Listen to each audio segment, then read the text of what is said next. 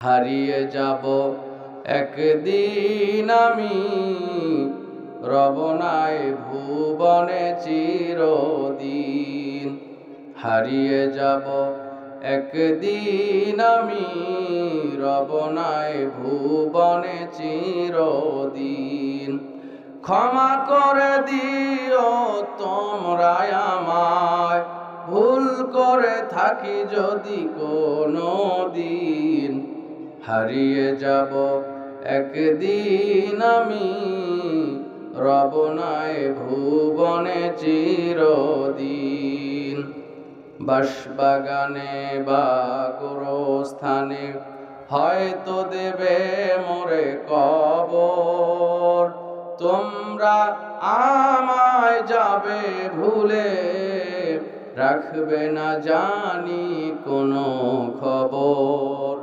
বাঁশবাগানে বা গোরস্থানে হয়তো দেবে মোরে কবর, তোমরা আমায় যাবে ভুলে, রাখবে না জানি কোনো খবর। পড়বে কি মনে আমার কথা, ফেলবে কি অশ্রু কোনো দিন। হারিয়ে যাব একদিন আমি, রব নাই ভুবনে চিরদিন। লিল্লাহ তাকবীর। এতগুলো মানুষ আপনারা, এটা কোনো তাকবীর আওয়াজ হইল? এই বটতলার যুবকের গলার আওয়াজ এরকম হওয়ার কথা? হ্যাঁ, আমি তো বটতলার যুবকের প্রশংসা সব খালি করি, তাই সেই প্রশংসার মান রাখতে হবে আজকে। আমি আর একবার লিল্লাহ তাকবীর বলবো, আল্লাহু আকবার বলে শরীরের সমস্ত শক্তি গলার কাছে নিয়ে এসে জোরে সোরে তাকবীরের আওয়াজটা দিবেন। প্রস্তুতি নেন, অন্তত এই তাকবীরের আওয়াজ উল্লাসনতলা থেকে যেন শোনা যায়, সেইভাবে প্রস্তুতি নেন। লিল্লাহে তাকবীর। মোটামুটি হয়েছে, খুব ভালো না? হ্যাঁ, আর একবার লিল্লাহে তাকবীর। কোরআন হাদিসের আলো, সহিহ হাদিসের আলো, আলেম ওলামা যেখানে, ওয়াজ মাহফিল যেখানে, গান বাজনা যেখানে। আপনার নাই? সেদিন ওখানে কারা গেছিল? হ্যাঁ, হলো অন্য দেশ থেকে আসছিল, তাই না? আল্লাহ হেফাজত করুক, পড়েন আমিন। একটা কথা বলি আপনাদের, তিনটা পাপের কারণে তিনটা গজব পৃথিবীতে নাজিল হবে। ভলিউম ক্লিয়ার করে নেন। তিনটা পাপের কারণে কয়টা গজব নাজিল হবে? তিনটা গজব। গান বাজনা দিয়া, বাদ্যযন্ত্র দিয়া মানুষ মানুষকে সম্মান করবে যখন, ভূমিকম্পর মাধ্যমে আল্লাহ দুনিয়া ধ্বংস করে দিবে তখন। এখন কি বিবাহের অনুষ্ঠান, কি আকিকার অনুষ্ঠান, কি পিকনিক, স্কুলের উদ্বোধনী অনুষ্ঠান, বিদায়ী অনুষ্ঠান, সব কিছুতেই গান বাজনা না বাজাইলে অনুষ্ঠানই হয় না। কথা বলেন? এটা কিয়ামতের একটা আলামত। কিয়ামত খুব নিকটে, দুনিয়া ধ্বংস হয়ে যাবে। আগের তুলনায় ভূমিকম্প বাড়ছে না? বৎসরে কয়বার ভূমিকম্প হয়? আগে হইতোই না, এখন ঘন ঘন ভূমিকম্প হচ্ছে। কিয়ামত যে খুব নিকটে, তার এটা একটা বড় আলামত, বড় চিহ্ন। গান বাজনা যেই কান দিয়ে আপনারা শুনছেন, কিয়ামতের দিন আল্লাহ রাব্বুল আলামিন আগুনে লোহাকে গলিয়ে, আগুনে লোহাকে জাল করতে করতে করতে করতে লোহাকে গলিয়ে এই গলিত লাভাগুলা কানের ছিদ্র দিয়ে সেদিন ঢালবেন। তখন বুঝবেন গান শোনার এই মজা সেদিন আপনার বন্ধ হবে। যাই হোক, মথুরপাড়া যুব সমাজের উদ্যোগে বিরাট ইসলামী জালসা 20 ডিসেম্বর 2024 সভাপতিত্ব করছেন আমার শ্রদ্ধাভাজন মাওলানা মোহাম্মদ আব্দুল মোমেন খন্দকার।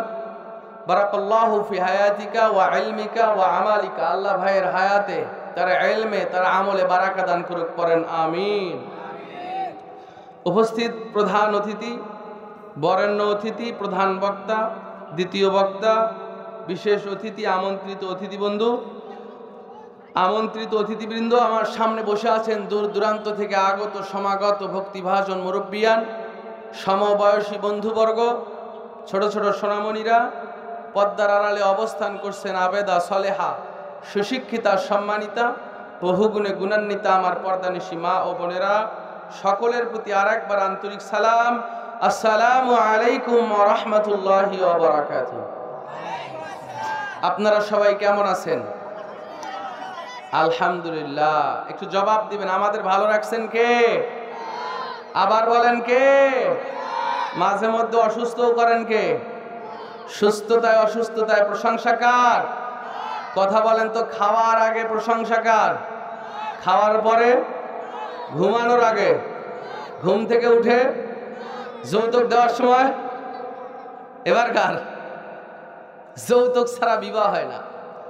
আমি একটা প্রোগ্রামে বলছি যে এই যে বাবা মারা যাওয়ার পরে বোনের ভাগ, বোনের জমির অংশ আপনি প্রায় 5, 6, 10 বৎসর পরে দিলেন। এই 10 বৎসর আগে নিয়ম ছিল বাবা মারা গেছে, 2 ভাই জমি ভাগ করে নিয়েছেন, বোনরে দেন নাই, 2 ভাইয়ের ভাগেই আছে জমির, বোনের জমি। আবার 10 বৎসর পরে যদি বোন জমি নিতে আসে, একেবারে স্বল্প মূল্যে জমি দিয়ে দেন। জমি নিয়ে গেলে বোনের সাথে সম্পর্কই শেষ হয়ে যায়। জমি এই যে 10 বছর আপনি মেরে খেলেন, বোনকে বঞ্চিত করলেন, আল্লাহর কাঠগড়ায় দাঁড়াতে হবে আপনাকে। এই কথা বলা মাত্রই এক মুসল্লি লাভ দিয়ে উঠছে, কয় বোনের জমি 10 বছর খাবো না মানে যৌতুক দিয়ে বিয়ে দেওয়া লাগে নাই? শুনছেন কথা? যৌতুক দিয়ে বিয়ে দিছি না? তো এই যে একে তো একটা হারাম কাজ করছে, আবার উল্টা মানে ফতোয়াও রেডি করে রাখছে। ঠিকই তো কথা, যৌতুক দিয়ে বিবাহ দিচ্ছে, তো বোনের জমি 10 বছর খাওয়া লাগবে না ওর? যেই সব যুবকেরা যৌতুক নিয়ে বিবাহ করে, যৌতুক নিয়ে যদি বিবাহ করে, বউয়ের সামনে ওই সিংহের মতো, রয়্যাল বেঙ্গল টাইগারের মতো দাঁড়াইতে পারে না, বিড়ালের মতো দাঁড়ান লাগে। কথা বলেন ভাইরা আমার, সুযোগ পাইলেই ওই স্ত্রী স্বামীর ভাত বন্ধ করে দেয়। উত্তরবঙ্গ আপনার গাইবান্ধা, ঠাকুরগাঁও, নীলফামারী, কুড়িগ্রাম, দিনাজপুর, লালমনিরহাট, রংপুর, বগুড়া, এই সব অঞ্চলের মানুষের একটা বোকামি আছে। কোনো ছেলে যদি যৌতুক না নিয়ে বিয়ে করতে চায়, তাহলে মেয়ের বাপেরা মনে করে এই ছেলের অসুখ আছে, তাছাড়া যৌতুক নেবে না কেন? হে কয়েকদিন পর ফেরত দেওয়া লাগবে, তাই নিচ্ছে না। কথা বলেন। আমার যুবক ভাই যারা অবিবাহিত, অনেক দেখতেছি যুবক ভাই অবিবাহিত যারা এখনো বিবাহ করো নাই, তোমাদের শ্বশুররা যদি জোর করে এরকম যৌতুক দিতে চায়, তোমরা নিবা, নিয়ে ওই টাকা দিয়ে বাড়িতে টয়লেট তৈরি করবা। কি তৈরি করবা?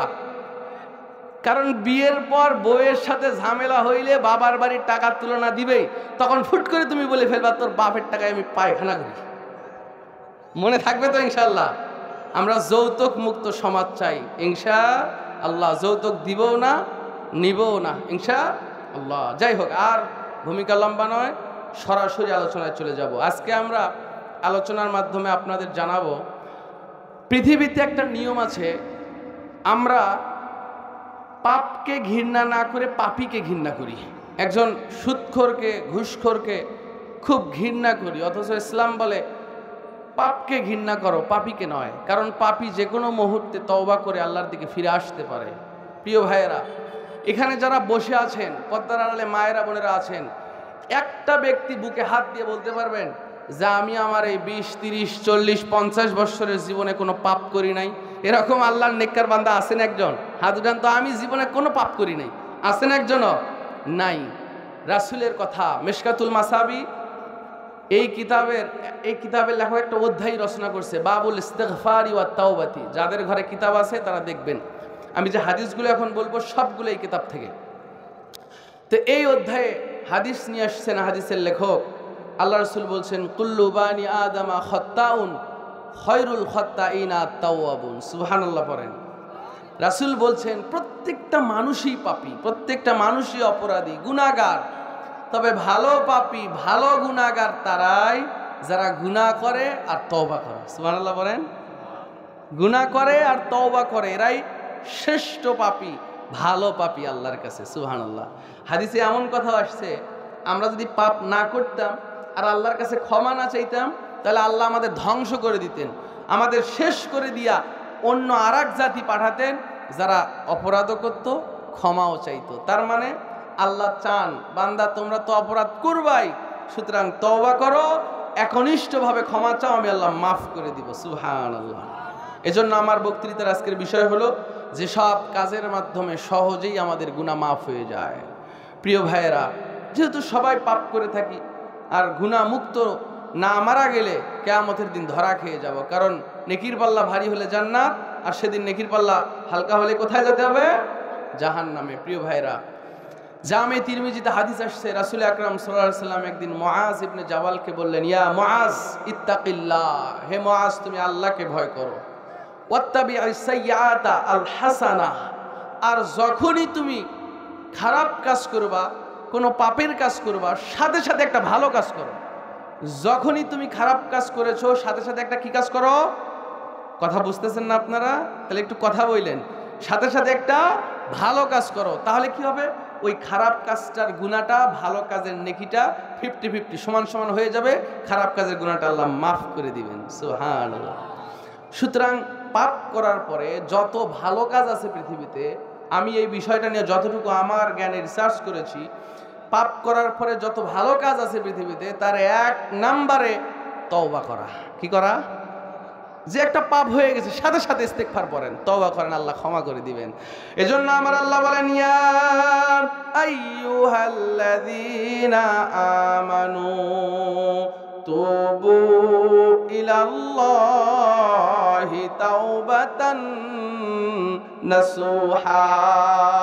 এটা পবিত্র কোরআনের 66 নম্বর সূরা, সূরাতুত তাহরিম 8 নম্বর আয়াত। ভাইরা আমার, ও বটতলা মথুর পাড়ার বাবারা, পর্দার আড়ালের মায়েরা, আপনার আমার রব যিনি আপনাকে আমাকে সৃষ্টি করেছেন, তিনি বলেন, ও হে যারা ঈমান এনেছো, তুবু ইলাল্লাহ, তোমরা আল্লাহর কাছে তওবা করো, আল্লাহর কাছে ক্ষমা চাও, আল্লাহর কাছে তওবা করো, তাওবাতান নাসুহা, আন্তরিক তওবা তোমরা আল্লাহর কাছে করো। আসা রব্বুকুম আইয়ুকাফিরু আনকুম সাইয়্যাতিকুম, আল্লাহ বলেন তোমরা যদি আন্তরিক তওবার মতো তওবা করতে পারো, আল্লাহরে যদি বলো, আল্লাহ পাপের কাজ শয়তানের কুমন্ত্রণায় করে ফেলেছি, আল্লাহ বন্ধু বান্ধবের পাল্লায় পড়ে গানের অনুষ্ঠানে গিয়েছিলাম, মাওলা আমার ভুল হয়ে গেছে, মাফ করে দাও। আল্লাহ বলেন, আসা রব্বুকুম আইয়ুকাফিরু আনকুম সাইয়্যাতিকুম, আল্লাহ আপনার আমল থেকে গুনাহটাকে সরিয়ে ফেলে দেন। জোরে বলেন সুবহানাল্লাহ। তাহলে তওবা করার দরকার আছে তো। এই জন্য আল্লাহর নবী বলেন, ইয়া আইয়ুহান নাস, ও পৃথিবীর মানুষেরা, তুবু ইলাল্লাহ, আল্লাহর কাছে ক্ষমা চাও, ফা ইন্নী আতুবু ইলাইহি ফি ইয়াউমিল মিয়াতি মাররা। নবী বলেন, সাহাবীরা আল্লাহর কাছে মাপ চাও, আল্লাহর কাছে ক্ষমা চাও, কেননা আমি নবী নিজেই দৈনিক 100 বার আল্লাহর কাছে মাপ চাই। জোরে বলেন সুবহানাল্লাহ, আরো জোরে বলেন সুবহানাল্লাহ, লিল্লাহিত তাকবীর। মথুরপাড়ার মানুষ জবাব দেন তো, বিশ্বনবীর কোনো গুনাহ ছিল? আরো আসতে বলেন, ছিল?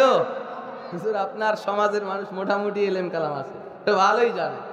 রাসূলের কোনো গুনাহ ছিল না, তার আগে পরের সব গুনাহ আল্লাহ মাফ করে দিয়েছেন। এরপরেও রাসূল নিজে দৈনিক 100 বার আল্লাহর কাছে ক্ষমা চাইতেন, সেটা আল্লাহ রাসূল নিজে বলছেন। তাহলে আপনি আমি দিনে কত পাপ করে থাকি, কত মানুষের হক নষ্ট করেছি, কত মানুষকে কষ্ট দিয়েছি, তাহলে আপনার আমার দৈনিক কতবার আল্লাহর কাছে ক্ষমা চাওয়া উচিত বলুন?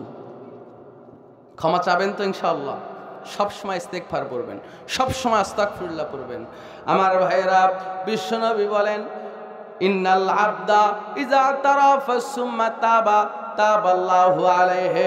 বিশ্বনবী বলেন, এগুলো সব মিশকাতুল মাসাবির বাবুল ইস্তিগফারি ওয়াত তাওবাতি অধ্যায় থেকে বলছি। বিশ্বনবী বলেন, কোন বান্দা বান্দি যদি অপরাধ করার পরে ভুল বুঝতে পারে, ইন্নাল আবদা ইযা তারাফা, যদি তার অপরাধ বুঝতে পারে, আমি অন্যায় করে ফেলেছি, আমার ভুল হয়ে গেছে, এই অন্যায়ের কথা বুঝতে পেরে যদি ক্ষমা চায়, তাবাল্লাহু আলাইহি, সঙ্গে সঙ্গে আল্লাহ তার তওবা কবুল করে নেন। প্রিয় ভাইয়েরা, এজন্য বিশ্বনবী বলেন, সাহাবীরা আল্লাহ তোমার পাপ ক্ষমা করে দেওয়ার জন্য প্রস্তুত আছেন।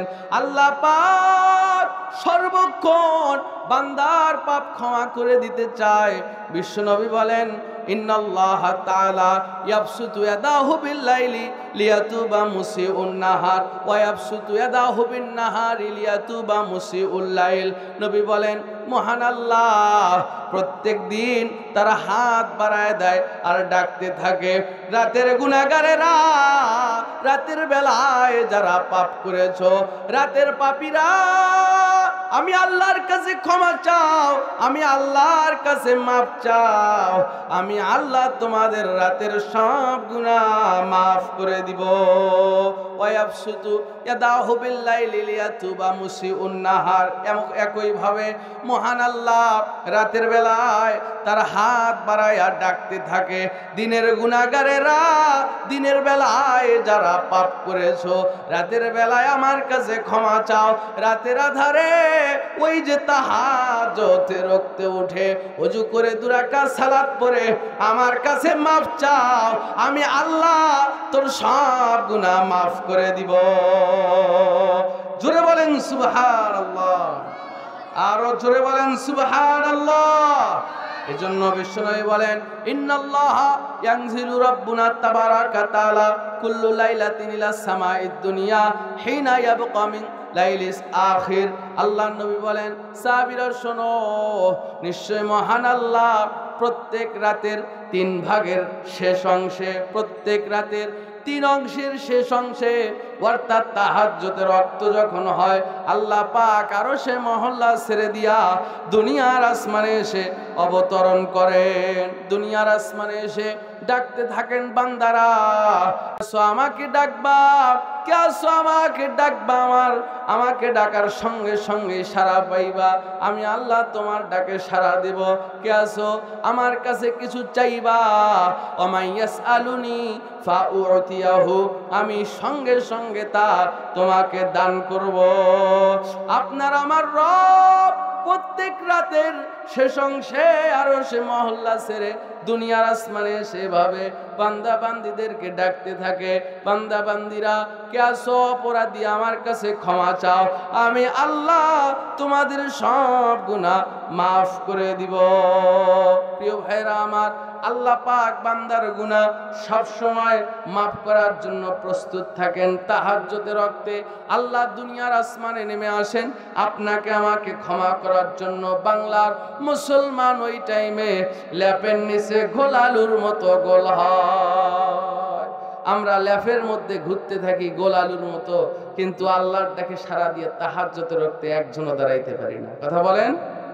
অথচ রাসূল বলেন, এ সময় আল্লাহ বান্দার আশা পূরণ করার জন্য, বান্দার নিয়ত চাওয়া পাওয়াগুলোকে পূরণ করে দেওয়ার জন্য আল্লাহ নিজে ডাকতে থাকেন।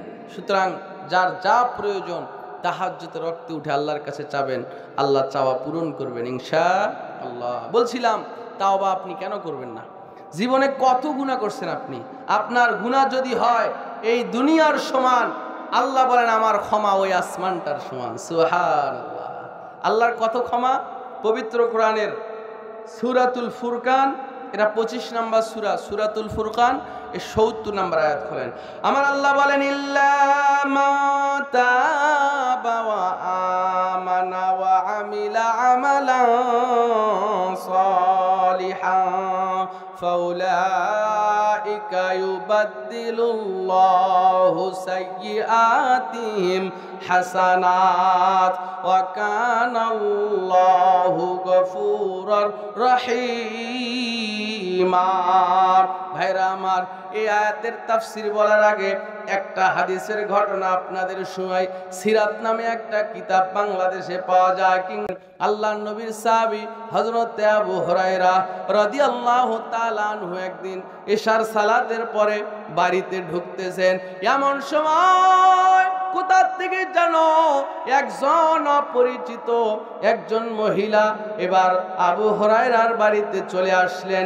বাড়িতে এসে ডাক দিয়া কয়, রে আবু হুরায়রা, শুনো শুনো, তোমার সঙ্গে আমার কিছু কথা আছে রে আবু হুরায়রা। এবার আবু হুরায়রা পিছনের দিকে তাকায়া দেখে হিজাব পরিহিত একজন মহিলার কণ্ঠ পাওয়া যায়। এবার আবু হুরায়রা বললেন, রে মহিলা, রাতের আধারে তুমি কি চাও বলো। মহিলা বললেন, আবু হুরায়রা তুমি তো রাসূলের সঙ্গে সব সময় থাকো, আমার একটা ফতোয়া জানার ছিল, আমাকে একটা ফতোয়া বলো তো দেখি। আবু হুরায়রা তুমি আমাকে এমন একটা ফতোয়া জানাই দাও যেই ফতোয়াটা আমি বিশ্ব নবীকে জিজ্ঞেস করার সাহস পাই নাই। এবার আবু হুরায়রা বললেন, রে মহিলা কি জানতে চাও তুমি বলো। মহিলা বললেন, রে আবু হুরায়রা শোনো, আমি শয়তানের ওয়াসওয়াসায় পড়ে, শয়তানের কুমন্ত্রণায় পড়ে জিনায় লিপ্ত হয়েছিলাম। আমি জিনা করেছিলাম, শুধু জিনা করেই ক্ষান্ত হই নাই, জিনার ফলে আমার পেটে একটা বাচ্চা উঠেছিল, আমার একটা বাচ্চা পেটে এসেছিল। বাচ্চাটা যখন দুনিয়ায় ভূমিষ্ঠ হলো, পিতৃ পরিচয়হীন যার সন্তানটা নিয়ে প্রেশানিতে পড়ে গেলাম। মানুষ জিজ্ঞেস করে এই সন্তানের বাবাকে, এই সন্তানের বাবার পরিচয় জানতে চায়। আবু হুরায়রা বাবার পরিচয় নাই, পিতৃ পরিচয়হীন যার সন্তান, বাবার পরিচয় না দিতে পেরে আমি আমার সন্তানটাকে নিয়ে পাহাড়ের পদদেশে চলে গেলাম। রে আবু হুরায়রা পাহাড়ের পদদেশে গিয়া এবার বিশাল বড় একটা পাথরের উপরে নবজাতক ছোট্ট বাচ্চাটাকে রেখে দিলাম। বিশাল একটা পাথরের উপরে রেখে দিয়া আর একটা পাথর হাতে নিয়া মাথায় আঘাত করে আমি মা আমার সন্তানটাকে হত্যা করেছি। আবু হুরায়রা যখনই সন্তানকে হত্যা করেছি রে, আমার কলিজায় যেন টান লাগলো, আফসোস হতে লাগলো, এ কি করলাম, নবজাতক বাচ্চাটার কি অপরাধ ছিল, আমি কেন বাচ্চাটাকে হত্যা করে ফেললাম। আবু হুরায়রা আমি আমার ভুল বুঝতে পেরেছি, আমি যদি তওবা করি আল্লাহর কাছে মাফ চাই। বলো আবু হুরায়রা বলো, আমার আল্লাহ আমার পাপ মাফ করবে কিনা। আবু হুরায়রা এবার জবাব দিলেন, রে মহিলা একে তো জেনা করেছো, জেনার ফলে পেটে বাচ্চা এসেছিল, বাচ্চাকেও হত্যা করেছো। এ মহিলা তুমি যদি বারবার আল্লাহর কাছে মাফ চাও, ক্ষমা চাও, আল্লাহ তোমার এই পাপ কোনোদিন মাফ করবে না।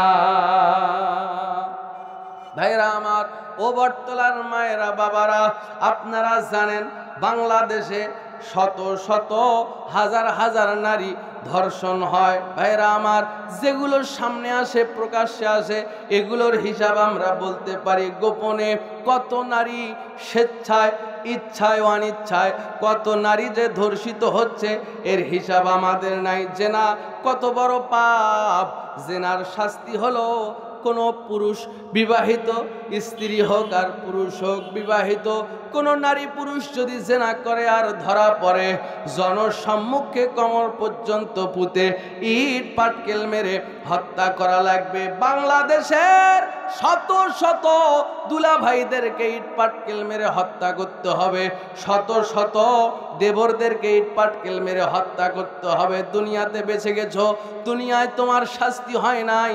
আল্লাহর নবী বলেন মরার পরে কবরের মধ্যে উলঙ্গ করে আগুনের মধ্যে কিয়ামত পর্যন্ত জ্বালানো হবে, লজ্জাস্থান দিয়ে দুর্গন্ধ বেরোতে থাকবে। ভাইরা আমার, বলছিলাম আবু হুরায়রা বললেন, মহিলা একে তো জেনা করেছো, জেনার ফলে পেটে বাচ্চা এসেছিল, বাচ্চা ভূমিষ্ঠের পরে বাচ্চাকেও হত্যা করেছো, তোমার এই পাপ আল্লাহ মাফ করবে না। মহিলা এবার অঝোর নয়নে কানলেন, কানতে কানতে অস্থির হয়ে এবার ফিরে গেলেন। আবু হুরায়রা এবার বিছানায় গিয়ে শুয়ে শুয়ে চিন্তা করে, হায় রে, ফতোয়া তো একটা দিয়ে দিলাম, ফতোয়াটা আমার সঠিক হলো নাকি ব্যাঠিক হলো, এই চিন্তায় আবু হুরায়রার আর ঘুম ধরে না। চিন্তা, ফতোয়া তো দিলাম, আল্লাহ মাফ করবে না, ফতোয়াটা ঠিক হইল কিনা রাসূলের কাছে শোনা লাগবে। প্রিয় ভাইরা আমার, উল্টা পাল্টা ফতোয়া দিলে কি হয় তার প্রমাণ দিব হাদিস থেকে, একটু সামনে যাই। এবার আসেন, এবার ফজরের আজান হলো। ফজরের আজান হওয়ার সাথে সাথে আবু হুরায়রা রাসূলের দরবারে এবার চলে গেলেন। ডাক দিয়া কয়া, রাসূল আল্লাহ, ইয়া হাবিবাল্লাহ, নবী গো, গত রাত্রে আমার কাছে একজন মহিলা এসেছিল নবী গো। মহিলা এসে এই কথা বলে ফতোয়া জানতে চাইল। নবী গো, সর্বনাশ, আমি যে বলে দিয়েছি আল্লাহ তাকে মাফ করবে না। নবী আপনি বলেন তো আমার ফতোয়াটা সত্য হলো কিনা? রাসূল বললেন, রে আবু হুরায়রা, তুমি সর্বনাশ করে ফেলেছো। তুমি কেন তাকে এই ফতোয়া দিলে? তুমি কি সূরাতুল ফুরকানের ৭০ নাম্বার আয়াতটা পড়ে দেখো নাই? একটু আগে যে আয়াতটা পড়তেছিলাম, আল্লাহ বলেন, ইল্লা মা তাবা ওয়া আমানা ওয়া আমিলা আমালান সালিহান ফাউলাইকা ইউবাদদিলুল্লাহু সাইয়্যাতিহিম হাসানাত ওয়া কানাল্লাহু গফুরুর রহিমা। আল্লাহ বলেন, তবে যে ব্যক্তি তওবা করে, ঈমান আনয়ন করে আর নেক কাজ করে। আবার বলছি, আল্লাহ বলেন যে ব্যক্তি অপরাধ বুঝতে পেরে, পাপ বুঝতে পেরে তওবা করে, ঈমান আনে আর আমলে সলে করে, ইউবাদদিলুল্লাহু সাইয়্যাতিহিম হাসানা। আল্লাহ বলে, বান্দা বান্দিরা, তুমি জীবনে কতটুকু গুনাহ করেছো, তুমি জীবনে যতটুকু গুনাহ করেছো, তওবা যদি করতে পারো, আমি আল্লাহ তোমার জীবনের সব গুনাহগুলো নেকি দ্বারা বদল করে দিব। জোরে বলেন সুবহানাল্লাহ, আরো জোরে বলেন সুবহানাল্লাহ, লিল্লাহিত তাকবীর। তওবার মতো তওবা করলে শুধু গুনাহ মাফ হবে না, গুনাহগুলোকে আবার আল্লাহ নেকিতেও বদল করে দিবেন। সুবহান। প্রিয় ভাইরা, সুতরাং তওবা করার দরকার আছে তো ইনশাআল্লাহ। পাপের ঊর্ধ্বে তো কেউ নাই বাবা। একটা লোক বুকে হাত দিয়ে বলতে পারবেন না যে আমি পাপ করি নাই। সবাই পাপী, কিন্তু আমরা আল্লাহর কাছে ক্ষমা চাই কয়জন? তওবাবিহীন মারা গেলে আল্লাহর সামনে কি নিয়ে দাঁড়াবেন আপনি একটু চিন্তা করেন। একটু আগে বলছিলাম উল্টাপাল্টা ফতোয়া দিলে কি হয়। আর একটা হাদিস বলছি, মিশকাতুল মাসাবির এই বাবুল ইস্তিগফারিয়া তাওবাতি অধ্যায়ে হাদিস আসছে। আল্লাহর নবী বললেন, সাহাবীরা, বনি ইসরাইলের মধ্যে দুইজন বন্ধু ছিল। জোরে কন্ত কয়জন? আরো জোরে কয়জন? লিল্লাহিত তাকবীর। দুইজন বন্ধু ছিল বনি ইসরাইলের মধ্যে। একজন বন্ধু হলো নেককার, সব সময় আল্লাহর ইবাদত বন্দেগী করে। আর একজন হলো বদকার, আল্লাহরে ডাকে না, শুধু পাপের কাজ করে। দিন যায় রাত্রি যায়। মুমিনের একটা গুণ হলো মুমিন ভালো কাজের আদেশ দিবে, অন্যায় কাজে বাধা দিবে। এটা মুমিনের একটা গুণ। ভাইরা আমার, আমি একটা জায়গায় গান বাজনা বন্ধ করার জন্য গিয়েছিলাম। গান বন্ধ করার জন্য গিয়া যখন বললাম গান বাজনা বন্ধ করো, গান বাজানো ঠিক না, আমাকে উল্টা বলছে, আপনার বাড়ির আশপাশে যে গান বাজে ওগুলো কি বন্ধ করতে পারেন না? উল্টা আমারে বলছে আপনার বাড়ির আশপাশে যে বাজে। আমি চিন্তা করলাম তাহলে আমার এখানে বলতে আসা ভুলই হয়ে গেছে। ভাইরা আমার, এখন সৎ কাজের আদেশ দেওয়া যায় না। এবার বলছিলাম দুইজন বন্ধু, জোরে কন্ত কয়জন? একজন হলো নেককার আর একজন হলো বদকার। এবার নেককার বন্ধু ওই বদকার পাপিষ্ঠ বন্ধুর কোনো পাপ কাজ করা দেখলেই বাধা দেয়, এবার নিষেধ করে আর বলে, তুমি আমার ঘনিষ্ঠ বন্ধু, আমি সব সময় আল্লাহরে ডাকি, আল্লাহর ইবাদত বন্দেগী করি, কিন্তু তুমি আল্লাহরে ডাকো না, পাপ করো। বান্দার শোনো, তুমি যদি পাপ ছেড়ে না দাও, আল্লাহ তোমাকে কিন্তু মাফ করবে না। ভাইরা আমার, দিন যায় রাত্রি যায়। একদিন ওই পাপিষ্ঠ বন্ধু বিশাল বড় একটা অন্যায় লিপ্ত হলো। নেককার বন্ধু বললেন, রে তুমি এই পাপ কাজ করো না, তুমি যদি এই পাপ কাজ করে ফেলো, আল্লাহ কশিন কালেও তোমাকে মাফ করবে না। ভাইরা আমার, রাসূল বলেন এই কথা বলতে দেরি, এবার আল্লাহ দুইজনারই রূহ কবজ করার জন্য মালাকুল মাউত পাঠায়া দিলেন। এবার আজরাইল এসে দুই বন্ধুর জান কবজ করে নিল। ভাইরা আমার, এবার আল্লাহ পাক দুইজনকেই কিয়ামতে সামনে দাঁড় করাবেন। দাঁড় করাইয়া এবার ওই পাপিষ্ঠ বন্ধু যে সব সময় পাপ করতো, জীবনে কোনো নেকির কাজ করে নাই, তাকে বলবেন, ইয়া আব্দি উদখুলুল জান্নাতা বিরহমাতি।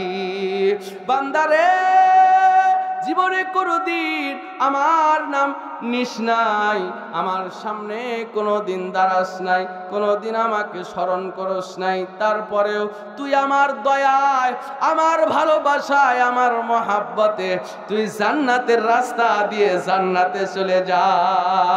এবার ওই নেককার বন্ধু যে দুনিয়াতে নেকির কাজ করতো, আরে এবার ডাক দিয়ে বলবেন, বান্দা বল দেখি, আমি আল্লাহ যদি কাউকে ক্ষমা করে মাফ করে জান্নাত দিয়ে দেই, তুই কি আমাকে বাধা দিতে পারবি নাকি? বান্দা বললেন, লা ইয়া রব, পারবো না, পারবো না। আল্লাহ বলে, বান্দা রে, তুই যদি বাধা দিতে না পারিস, তবে দুনিয়াতে থাকতে তোর ওই পাপিষ্ঠ বন্ধুকে কেন বলেছিলি যে ওই যদি পাপ ছেড়ে না দেয়, ওকে আমি আল্লাহ কোনোদিন মাফ করব না? দেখ, আজকে আমি আল্লাহ ওই পাপিষ্ঠকেই মাফ করে দিলাম, আর তোকেই জাহান্নামে দিলাম। প্রিয় ভাইরা, এজন্য কারো পাপ দেখলে ভুল করেও কোনোদিন বলবেন না যে এ জাহান্নামে যাবে। আমরা অনেক সময় কিন্তু ফতুয়া দিয়ে ফেলি যে আরে ও সুদখোর, ঘুষখোর, ও মিথ্যুক, ও ধোঁকাবাজ, ও ব্যবসায় মানুষকে ঠকায়, ও কোনোদিন জান্নাত পাবে না। এমন কথা যদি বলেন, রাসূল বলছেন যে বলল ওকে আল্লাহ কোনোদিন মাফ করবে না, আল্লাহ ওরেই মাফ করে দেয়। যে বলল মাফ করবে না, এর জীবনের সব আমল ধ্বংস করে দেয়। সুতরাং আমরা কাউকে এমন কথা বলবো না, উল্টাপাল্টা ফতোয়া দিবেন না। চায়ের স্টলগুলো তো দ্বিতীয় সংসদ, আমি বলি এগুলো দ্বিতীয় সংসদ। চায়ের স্টলে বসলেই আমাদের এক একজনের ফতোয়া শুরু হয়ে যায়। কথা বলেন ভাইয়েরা আমার, চায়ের স্টল এড়িয়ে চলবেন। মানুষের গীবাত করা এত নিকৃষ্ট একটা পাপ, আপনারা ভুল করেও মানুষের ভালো কথাও বলতে যাবেন না। একজনের ভালো গুণ গোপনে বলার দরকার নাই। ভালো বলতে বলতে একটা যদি খারাপ শয়তান মুখ দিয়ে বের করে দিতে পারে, তো একটা বলার কারণে আপনি জাহান্নামে চলে যাবেন। আল্লাহর নবী বলছেন, আর একটা হাদিস বলছি, নবী বলেন, সাহাবীরা তোমরা কি বলতে পারো পৃথিবীর সবচাইতে নিঃস্ব মানুষ কোন ব্যক্তি? সাহাবীগণ বললেন, আল্লাহু ওয়া রাসূলুহু আ'লামু, আল্লাহ এবং তার রাসূলই ভালো জানেন। নবী বললেন, সাহাবীরা কিয়ামতের দিন অনেক নেকি নিয়ে আল্লাহর সামনে উপস্থিত হবে, কিন্তু একটা নেকিও তার কাজে আসবে না। এই ব্যক্তি হলো পৃথিবীর সবচাইতে নিঃস্ব মানুষ। এবার সাহাবীগণ বললেন, ইয়া রাসূলুল্লাহ, কেন তার নেকি থাকবে না? রাসূল বললেন, দুনিয়ায় যত দোকানদারের বাকির টাকা মেরে দিয়েছে, পরিশোধ করে নাই, যত কৃষকের টাকা, ভাইরা আমার, রাসূল বলেন কৃষকের শরীরের ঘাম শুকানোর আগে টাকা পরিশোধ করে দিতে হবে। বাংলাদেশের গৃহস্থরা, বাংলাদেশের মালিকেরা শ্রমিকদের টাকা বছরের পর বছর ঘুরায়, এমন মালিক আছে না নাই? আল্লাহ নবী বলেন, দুনিয়াতে কামলার টাকা দেও নাই, দোকানের বাকি পরিশোধ করো নাই, ভ্যান ভাড়া রিক্সা ভাড়া পরিশোধ করো নাই, বান্দা বান্দিরা গীবত করেছ, মানুষের বিরুদ্ধে অপবাদ লাগিয়ে দিয়েছ, একটা লোক যেই কাজ করে নাই সেই কাজের অপবাদ লাগিয়ে দিয়েছ। কিয়ামতের দিন দুনিয়ায় তোমার বিচার হয় নাই, কিয়ামতের দিন যাদের হক নষ্ট করেছ ওই বান্দা বান্দিরা তোমার পাশে এসে উপস্থিত হবে। আল্লাহ বলবে, বান্দা বান্দিরা কি চাও? এবার আল্লাহ বলবেন, বান্দা বলবেন আল্লাহ ওর কাছে টাকা পাই, আর এক বান্দা বলবে আমার বিরুদ্ধে গীবত গাইছিল, আমি ওর সব নেকি গুলা ছিনাই নিতে চাই। আল্লাহ বলবেন, নেকি নিয়ে নাও। ভাইরা আমার, যত মানুষের হক নষ্ট করেছেন সেদিন সব নেকি গুলো নিয়ে নিবে। এবার আর কোনো নেকি নাই, কিন্তু হকদার এখনো আছে। আল্লাহ বলবে, বান্দা বান্দিরা তোমরা এবার কি চাও? বান্দা বান্দিরা বলবে, আল্লাহ এবার আমরা আমাদের জীবনের সব পাপগুলো দিয়ে দিতে চাই। এবার সমস্ত বান্দা বান্দিরা যাদের হক নষ্ট করেছেন তাদের জীবনের সব পাপগুলা আপনার আমলে দিয়া দিবে। নবী বলেন, কিয়ামতের দিন একটা নেকির জন্য একটা লোক জাহান্নামী হয়ে যায়, একটা নেকির জন্য দিক বিদিক ছুটতে থাকবে। ভাইয়ের কাছে যাবে, ভাই পরিচয় দিবে, দিবে না। ও ইসলাম দরদি ভাইরা, যারা 5-6 ভাই হয় ওদের গায়ের গরমে ওদের কাছে যাওয়া যায় না। ছোট ভাইকে কিছু বললে বড় ভাই এসে লাঠি ধরে, কিয়ামতে কিন্তু কাজে লাগবে না। আল্লাহ বলেন ইয়াউমা ইয়াফিরুল মারউ মিন আখি ওয়া উম্মিহি ওয়া আবি ওয়া সাহিবাতিহি ওয়া বানি। এই যে সন্তান যাদের জন্য সকালবেলা রিকশাটা নিয়ে বেরিয়ে যান, সারাটা দিন রোদ নাই, বৃষ্টি নাই, শীত নাই, কনকনা শীতের মধ্যে সারাটা দিন অটো গাড়ি চালান বাচ্চাদের খাবারের জন্য, বাচ্চাদের ইচ্ছা পূরণের জন্য, স্ত্রীর মুখে দুমুঠো খাবার তুলে দেওয়ার জন্য কনকনা শীতের মধ্যে অটো চালান। কিয়ামতের দিন এই স্ত্রী আপনাকে স্বামী পরিচয় দিবে না, ডাক দিয়া বলবে কোথা থেকে এসেছো? দুনিয়ায় কোনোদিন আমার বিবাহ হয় নাই, তুমি স্বামী হলে কোত্থেকে? সন্তান মা পরিচয় দিবে না, মা সন্তান পরিচয় দিবে না। একটা নেকি সেই দিন কত দামি হবে আমি আপনাকে বুঝাতে পারবো না। মানুষের যারা হক নষ্ট করেছো, কিয়ামতের দিন সব নেকি তাদেরকে দিয়ে দেওয়া লাগবে। প্রিয় ভাইয়েরা, এজন্য আমরা মানুষের হক নষ্ট করব না। পাপ কিন্তু 2 প্রকার। জোরে কোন তো কয় প্রকার? 1 প্রকার পাপ আল্লাহর সাথে জড়িত, 1 প্রকার পাপ বান্দার সাথে জড়িত। আল্লাহর সাথে জড়িত পাপ নামাজ না পড়া, মিথ্যা কথা বলা, রমজান মাসে সিয়াম না রাখা, হজ না করা, এগুলো হচ্ছে আল্লাহর সাথে জড়িত পাপ। আল্লাহর কাছে ক্ষমা চাইলে আল্লাহ এগুলো মাফ করেও দিতে পারে। কিন্তু বান্দার সাথে যেগুলো জড়িত পাপ, বান্দার হক নষ্ট করা, সম্মানে হানি করা, মানুষের টাকা পয়সা নিয়া আর ফিরায় না দেওয়া, দোকানের বাকি পরিশোধ না করা, গীবত করা, পরনিন্দা করা, এই সমস্ত পাপগুলো আল্লাহ কিন্তু মাফ করবে না যতক্ষণ না বান্দা মাফ না করে। কথাটা বুঝতে পেরেছেন? বান্দার কাছ থেকে আগে ক্ষমা নিতে হবে, তারপরে আল্লাহর কাছে ক্ষমা, নতুবা আল্লাহর কাছেও ক্ষমা নাই। প্রিয় ভাইরা আমার, বলতে বলতে আমি অনেক দূর চলে আসলাম। এইবার আসেন, যারা ক্ষমাশীল, যারা তওবা করার ইচ্ছা করে, আল্লাহ তাদের কত ভালোবাসেন। আর একটা হাদিসের ঘটনা বলি, এবার লক্ষ্য করেন ভাইরা আমার। আল্লাহ নবী বললেন, বানি ইসরায়েলের মধ্যে একজন মানুষ শুধু হত্যাকারী, এইবার মানুষ শুধু হত্যা করে বেড়াইতো। সে যারা দুনিয়াতে হত্যা করে, মানুষকে নির্দ্বিধায় খুন করে, তাদেরকে আমরা ডাকাত বলি। কি বলি? ডাকাত। যারা মানুষকে হত্যা করতে পিছু পা হয় না, এক চুলো ভাবে না। আমার সাথীরই এক বক্তা, নাম হচ্ছে শফিউল ইসলাম নোমানি, গোবিন্দগঞ্জের। আমি টাঙ্গাইল থেকে প্রোগ্রাম করে রাত 3:30 পলাশবাড়ি মোড়ে নামছি। নেমে অটো পাচ্ছি না, তো বসে আছি, তো প্রাইভেট কার নিয়ে এই শফিউল ইসলাম নোমানি ভাই আসলেন। এসেই প্রেশানি, খুব অস্থিরতা করতেছে, এখানে ফোন দিচ্ছে, ওখানে ফোন দিচ্ছে। তো আমি দেখার সাথে তো চিনে ফেলছি, গিয়ে সালাম দিলাম। আমাকে বলতেছে, আলামিন ভাই এত রাতে এখানে কেন? বললাম টাঙ্গাইল থেকে আসতেছি। আপনি এত অস্থির কেন? বলতেছে সেই রাতে সে 2টা মাহফিল করছে। জোরে কোন তো কয়টা? 2টা। একটা ঘোড়ার ঘাটে আর একটা ছিল সাদুল্লাপুরে। মাহফিল করে আসতে ওখানে ইটাকুরি না কি যেন একটা জায়গার নাম, আপনার তুলসীঘাট থেকে সাদুল্লাপুর রোডে, ওখানে 3 জন ডাকাত গাড়ি আটকিয়ে, এক একটা ডাকাতের কাছে 3টে করে নাকি তরবারি ছিল, চাকু ছিল, সেই বড় বড় অস্ত্র। তো ডাকাত আটকিয়ে একেবারে 3 জন লোকের কাছে যা ছিল, 2টা মাহফিল করার টাকা, মোবাইল, সব কিছু ছিনতাই করে নিয়ে নিছে। কোনো রকম জীবনটা শুধু বাঁচাইছে। পুলিশরে ফোন দিছে 999। পুলিশ নাকি বলছে, বাবা কোনো রকম আপনারা থানায় আসেন, আমাদের পক্ষে ওখানে যাওয়া সম্ভব না, আমাদেরও জীবনের দাম আছে। চিন্তা করেন, এই হলো বাংলাদেশের প্রশাসনের অবস্থা। তো বলছিলাম, ডাকাতরা কিন্তু বাবা মানুষরে ভয় পায় না, শুধু মানুষ হত্যা করে। এদেরকে আমরা কি বলি? যারা মানুষ হত্যা করে কিলার বলি, বা আরো কি বলি? ডাকাত বলি।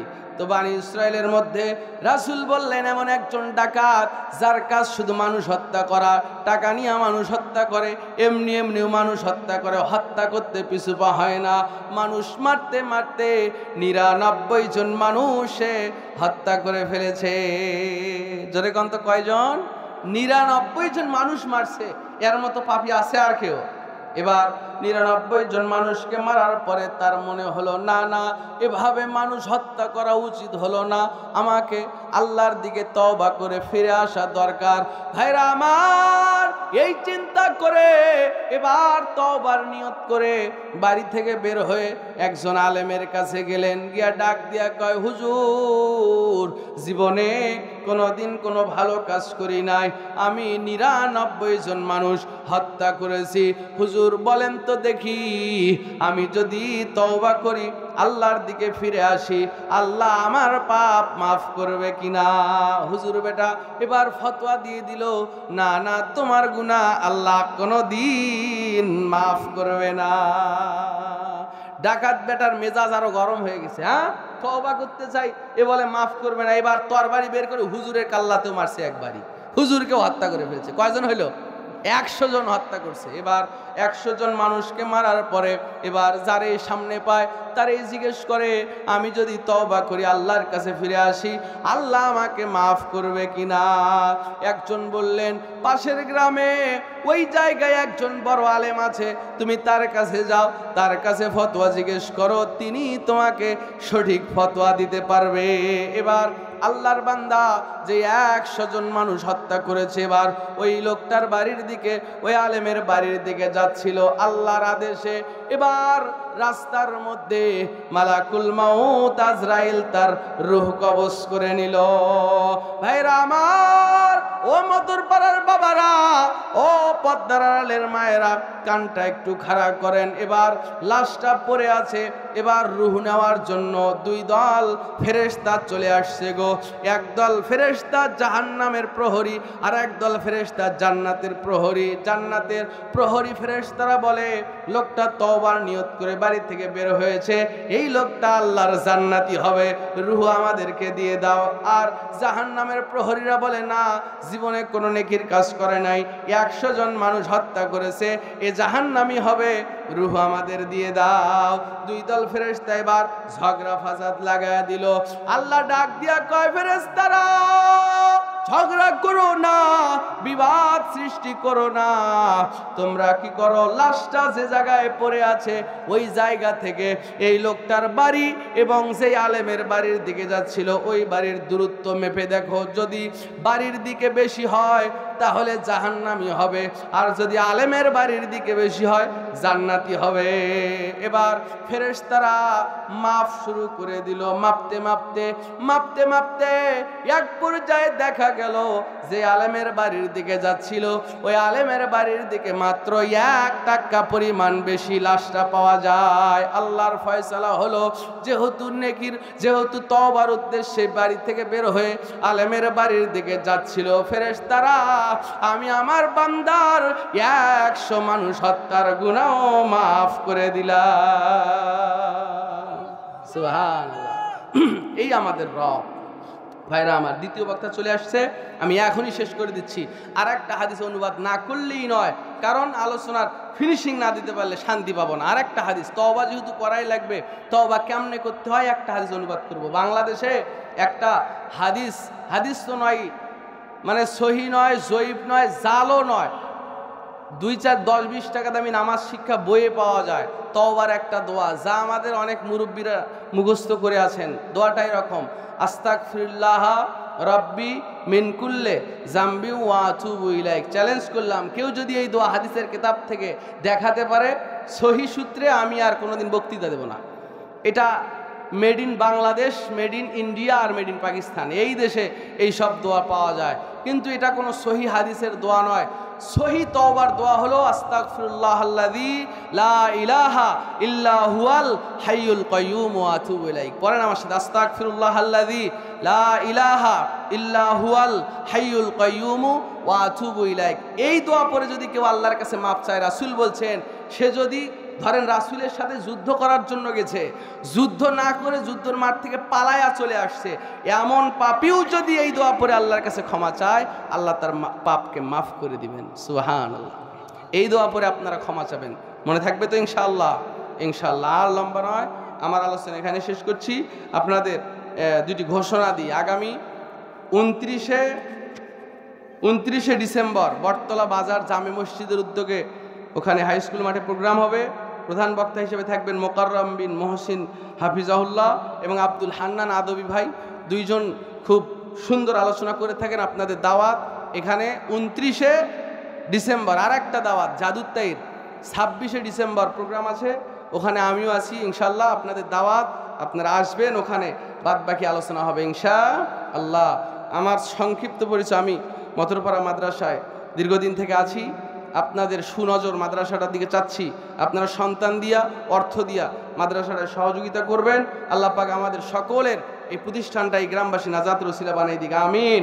ওয়া আখির দাওয়ানা আনিল হামদুলিল্লাহি রাব্বিল আলামিন। আসসালামু আলাইকুম ওয়া রাহমাতুল্লাহি ওয়া বারাকাতুহু।